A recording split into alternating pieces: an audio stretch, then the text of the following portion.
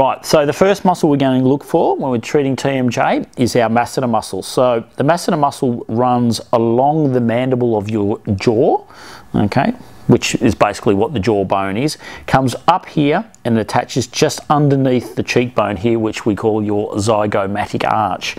Okay, so it's a very, very powerful muscle considering what it does. So it's involved in mastification, so it's all to do with chewing of food.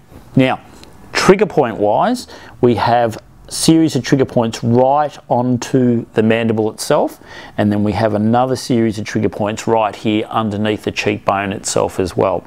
So there's two trigger points here. Now, normally they refer locally, but they can refer up into the actual TMJ itself, along the teeth, so sometimes it actually can be, believe it or not, pseudo-dental pain. So a lot of people that come in with issues to do with the mandible, like mandible pain, whether it be jaw pain or even teeth pain, sometimes that can be attributed to the masseter itself. So we're looking at predominantly the trigger points in the lower half, and obviously these ones up here in underneath the zygomatic arch. So technique, it's really quite simple. All we're going to be doing is we're going to be dragging the tissue up towards us, okay?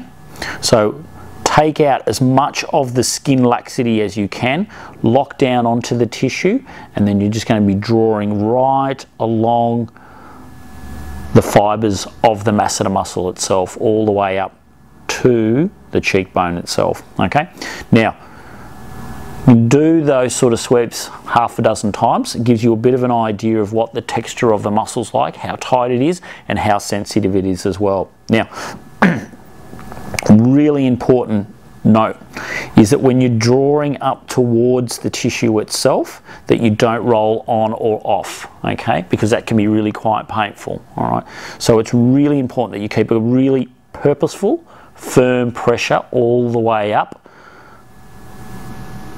until you hit that bony prominence at the top. Okay, now to add to that, what we're going to do now is we're going to get Charmaine, when I say so, as I start to drag the tissue up, I'm going to get her to just very, very slowly open her mouth for us. So if you can just start there, Charmaine. And as she opens her mouth, we're actually doing an active release technique, okay? And up, all right, do it again. And again, Charmaine, just opening up. Nice and slow, the slower the better. And finish. Okay, so we can do that active release quite a few times. Now, when we're looking at treating the masseter muscle, it is so important that we assess what's going on with their jaw first. So one of the first assessment tools we do is we get our clients, so you stand right behind them and you get them to open their mouth slowly as they can. So what you're looking for is whether or not there's any sort of occlusion or deviation from the midline. So if they're opening their mouth and they start to deviate to the right or to the left, that can indicate where you're finding most of the dysfunction.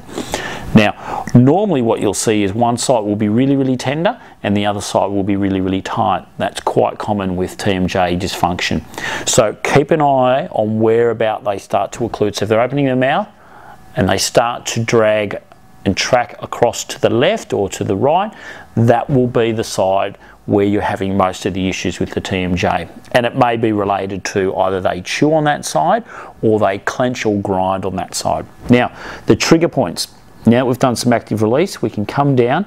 It's really quite simple. You're only going to need to use 2 fingers here, and you're just going to come up, once again, drag the tissue up and just push down onto the masseter, which will push back onto the jawbone itself. So those trigger points are really quite sensitive out there. Charmaine, it's going to be difficult for your client to respond. So we're just holding those very, very purposeful. Don't try and rush it. If you push too hard, then you're not going to get the response. And what you should start to feel is just that melting away and that sensitivity starting to drop away as well. Okay, so you can come back up. Now if we pick up the trigger points at the top, right underneath that zygomatic arch, there'll be another series of trigger points. So if I go backwards and forwards there, about there, Charmaine. Now that can refer sometimes even into the eye, the ear, and along the jawline itself. Okay, it's the same process again, just slowly holding it. Don't try and push too hard. make sure it's within their comfort zone. If it's too much, they'll resist, they'll probably clench, and you're not going to get the response you want. Okay, and then blending off. Same scenario again. We'll get Charmaine to just slowly open her mouth, and we'll work along the tissue again. And if you can do that a series of times, you'll start to see that they'll be able to open their mouth, and that deviation will start to drop away a bit.